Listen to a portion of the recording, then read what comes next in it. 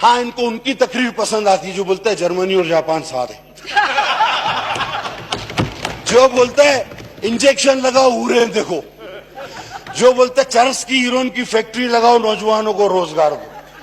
जो बोलता है दूध भैंस से ज्यादा निकालोगे जबरदस्ती कैसे निकाले भाई, जो बोलता है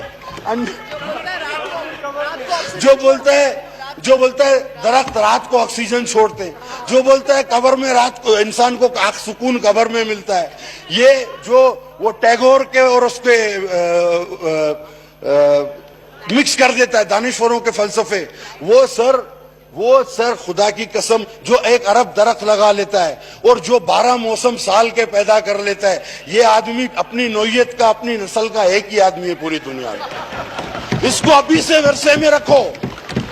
इसको अभी से अजायब घर में रखवाओ सर, कसम से भाग गया तो मिलेगा नहीं, मैं बता रहा हूं आपको, इसको अभी से अजायब घर में रखवाओ,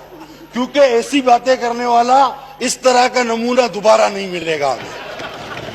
तो मैं सर आपको ये बता दूं, नहीं मैंने नाम नहीं लिया, मैंने किसी का नाम नहीं लिया सर, मैंने नाम ही नहीं लिया,